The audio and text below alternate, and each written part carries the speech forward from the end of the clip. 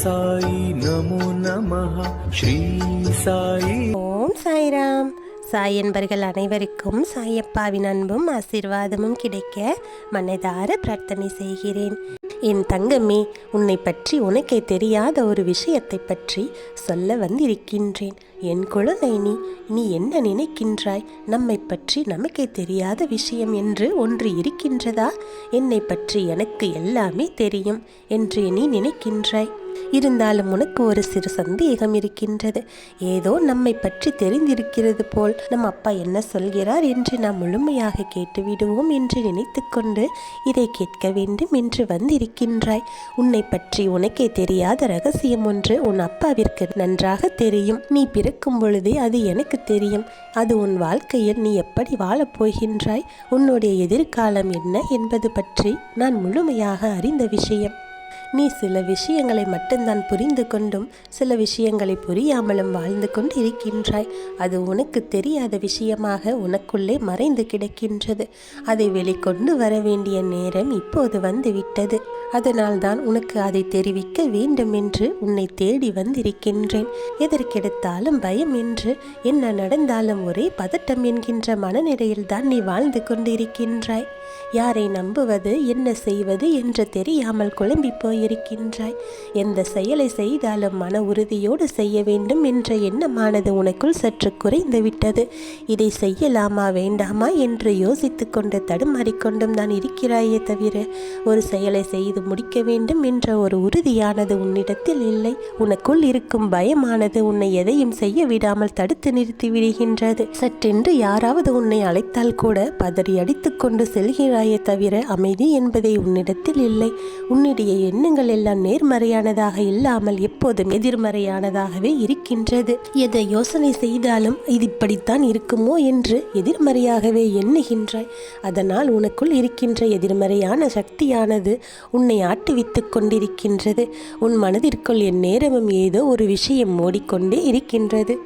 எதை பற்றியோ சிந்தித்து கொண்டே இருக்கின்றாய். நீ தொடங்கும் எந்த ஒரு விஷயம் நல்லபடியாக தொடங்கினால் வெற்றியை தொட்டு விடுவோம் என்றுதான் நினைத்து கொண்டிருக்கின்றாய். அப்படித்தான் நினைத்தும் ஆரம்பம் செய்கின்றாய். ஆனால் வெற்றியில் சிறு சிறு சறுக்கல்கள் ஏற்பட்டவுடனே அதை நீ மொத்தமாக முடிந்துவிட்டதோ என்று ஒரு உணர்வினை ஏற்படுத்தி கொண்டு செய்வது அறியாமல் திகைத்து நிற்கின்றாய். எல்லாவற்றிற்கும் உனக்குள் இருக்கின்ற ஒரு ரகசியத்தை நீ உணர்ந்து விட்டால் இவை எல்லாவற்றையும் தாண்டி நீ வெளியில் வந்து விடுவாய். அது உனக்குள்ளேதான் மறைந்து கிடக்கின்றது. நீ அது இருப்பது அறியாமலே இது போன்ற செயல்களை எல்லாம் செய்து பின்பு வருத்தப்பட்டு கொண்டிருக்கின்றாய். என்னுடைய செல்ல குழந்தை, நீ இந்த ரகசியம் என்னவென்று நான் உனக்கு இப்போது நன்றாக தெளிவாக சொல்லுகின்றேன். இதை பொறுமையாக கேள்.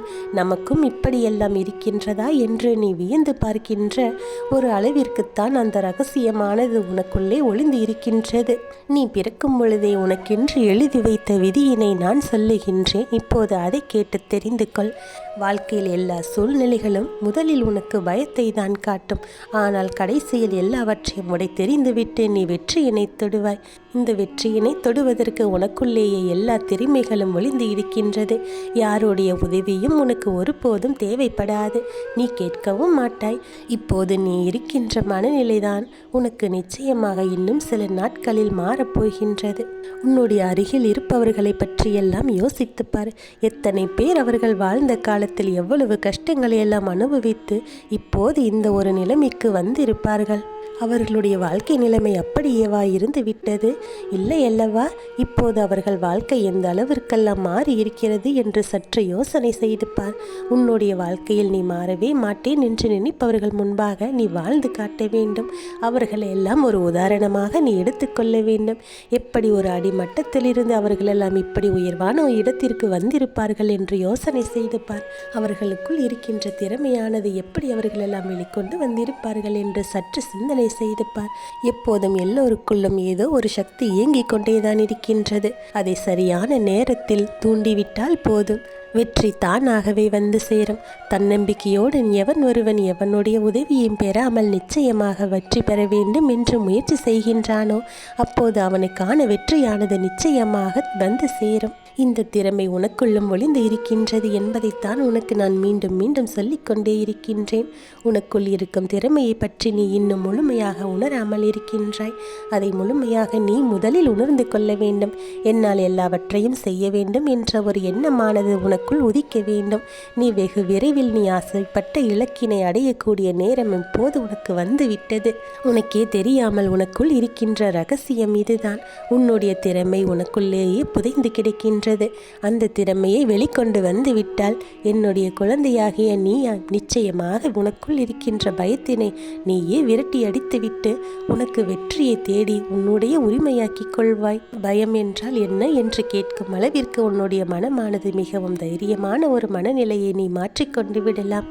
உனக்கு நான் ஏற்படுத்தி கொடுத்திருக்கும் இந்த சூழ்நிலையானது மிகவும் சரியான நேரத்தில் அமைந்து இருக்கின்றது.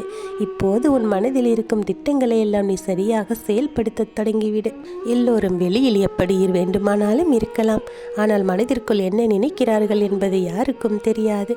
அவர்கள் வெளியே ஒன்று பேசினாலும் அவர்கள் ஆள் மனதில் ஒன்று இருக்கும் என்று நீ புரிந்து கொள்ள வேண்டும். அவர்கள் செய்வார்கள், இவர்கள் செய்வார்கள் என்று யாரையும் முழுதாக நம்பிக்கொண்டிருக்காதே. உன்னுடைய கடமைகளை மட்டும் நீ முழுமையாக செய்து முடி. நேர்மையாக இருப்பது என்பது சவாலான ஒரு விஷயம். அதிலும் வறுமையாக இருக்கும் சூழ்நிலையிலும் எந்த ஒரு நேரத்திலும் எந்த ஒரு தவறையும் இழைக்காமல் நேர்மையாக இருக்க வேண்டும் என்பது மிகப்பெரிய சவாலான ஒரு விஷயம்.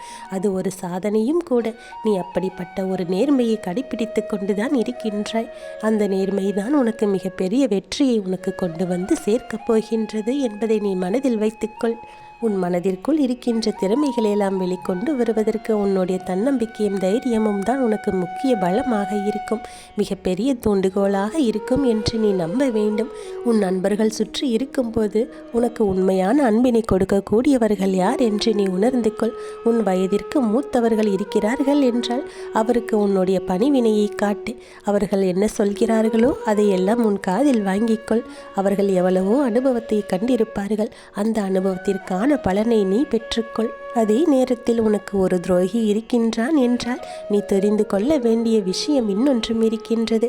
அவன் முன்னால் நீ வாழ்ந்து காட்ட வேண்டும் என்பதனை நீ உணர்ந்து கொள்ள வேண்டும். எப்படியெல்லாம் உன்னை வீழ்த்த வேண்டும் என்று அவன் நினைத்திருப்பானோ அதற்கு எதிர்மாறாக நீ வாழ்ந்து காட்டு.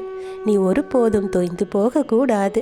இந்த வாழ்க்கை உனக்கு இன்னும் என்னவெல்லாம் சொல்லித்தரப் போகின்றதோ அவையெல்லாம் உன்னுடைய திறமைக்கு ஒரு கிடைக்கப் போகின்ற ஒரு பாடமாக இருக்கும். மிகப்பெரிய பரிசாகவும் தான் இருக்கப் போகின்றது.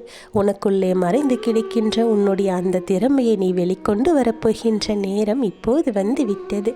உனக்கு தெரியாது என்று சொல்லுபவர்கள் முன்பாக நீ மிகச் சிறப்பான ஒரு வாழ்க்கையை வாழ்ந்து காட்ட வேண்டும். இனிமேல் எக்காரணம் கொண்டும் இது போன்ற ஒரு வார்த்தைகளை நீ உன் மனதிற்குள் சொல்லிவிடக்கூடாது.